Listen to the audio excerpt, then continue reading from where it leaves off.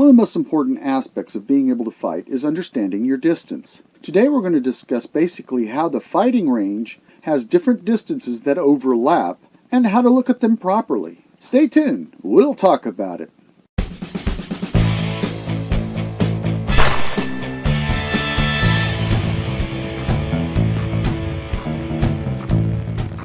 Welcome to Shihan's Dojo. I'm Shihan Marty Husband, and I'm here today to help you build your martial arts skills and knowledge. There are many facets that people look at in understanding distance in fighting. I think of it as only having two ranges, one called weapons range and the other called fighting range. The important one we're going to talk about is fighting range and how it can be used in your martial arts. Traditionalists often get stuck with the ideas of ranges in their head. I've been guilty of it over the years, and until I sat down and really started to understand how karate and jiu-jitsu and all of that began to make me understand the weapons and the tools I use can overlap at varying distances. However, using these certain tools, there are distances that each of these can start at, and you have to be aware of how to utilize them in that type of a situation. So I basically don't break down the tools I'm using into ranges more than distances, since there is that big overlap. There are limited distances for many of the tools that you have to understand where the starting point is to keep them effective and efficient. Before we do get started in fighting ranges, I'll discuss weapons range just a little bit here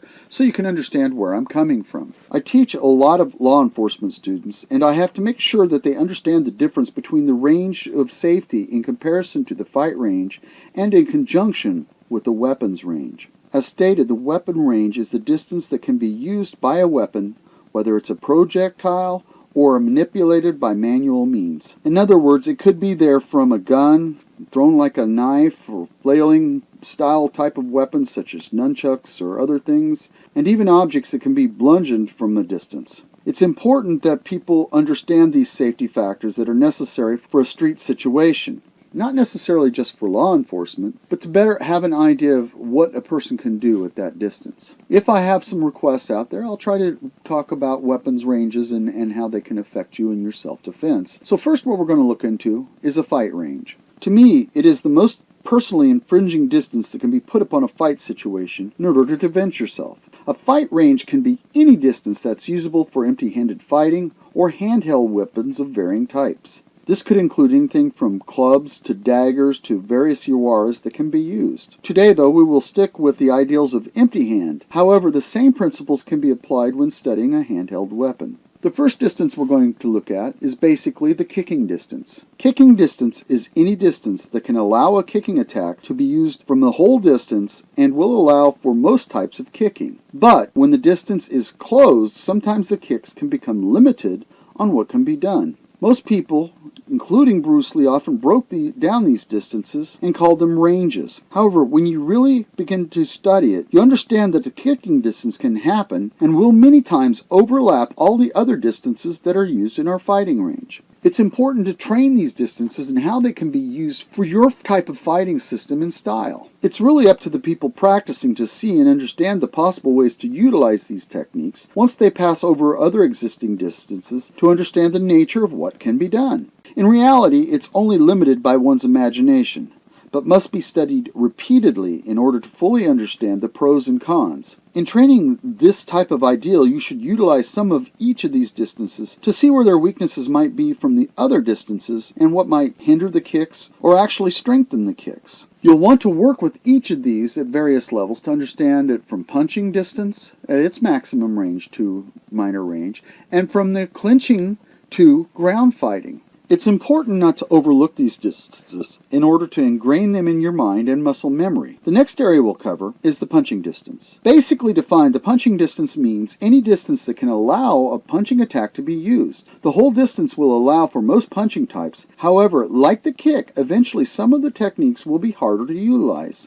It's important that you, again, train yourself to understand these distances by breaking them down in order to properly disseminate what your distance is. Distance can change from every varying individual. Some can be able to launch a punch or kick from a further distance than someone else. I've seen good kicks and punches from people who are 6 to 8 foot away from their opponent by only sliding their supporting foot on the ground to attack them. You need to be aware of where your distance will begin with the types of techniques you do. One other thing that needs to be utilized and understood is the variations of having a fighter stand in the opposite legs, and it changes several of the dynamics for the distance and the defense you can use. Make sure you work with the clinches and the ground fighting with the punches as well. This can be done by either opponent or a person sitting on the ground being attacked by the punch. The next one we're going to talk about is grappling and ground distance. Relatively to me, they are both the same distance, but most people out there will try to break these down into different ranges. Once a person gets a clinch on you,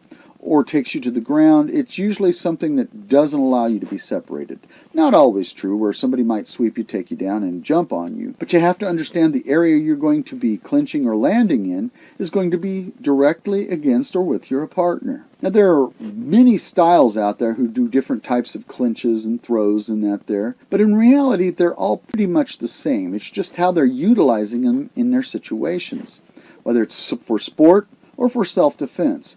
You have to be aware of the differences on that when you're training them. I basically define grappling and ground distance as the distance at which an opponent can grab you in a clinch or possibly throw you to the ground. Then the opponent can either control you or go down to the ground to continue with the fight. Now, depending on the type of the fight you are having, whether it's for sport, such as MMA, jiu-jitsu, judo, or wrestling, one has to realize that going to the ground is not really a great option, especially when I'm teaching law enforcement and making them understand the serious natures of self-defense also. Even if I don't believe all fights go to the ground, a person must learn to utilize this distance and how to handle it. This will include basically learning how to grapple, do takedowns, maybe simpler takedowns than the average MMA fighter or jiu-jitsu fighter, but knowing how to get somebody off balance. I'd like to cover off balancing some other time so people can see the differences on how the body reacts when it's pulled or pushed in different directions. One note I always tell my people in self-defense, that is, if you go to the ground, you have to worry about the possibility that the fighter that you're fighting might have a partner out there who's going to come over and start hitting on you while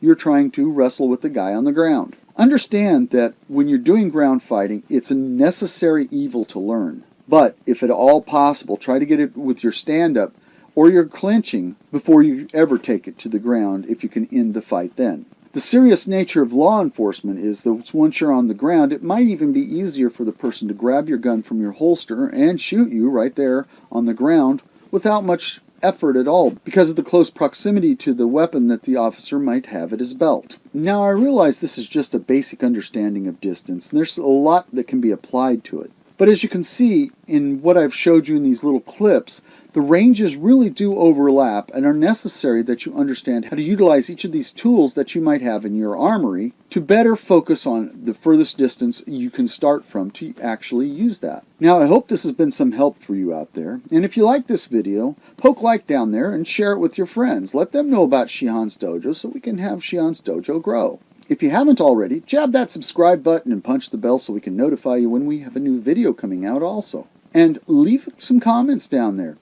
Tell us what you think should have been added or was missing to this, or maybe just your ideas on distance and how to utilize it. We will try to get back to you as soon as possible for any questions you have there, or give you a like or know that we've read it somehow. Good luck in your training, and we'll see you here again on Shihan's Dojo.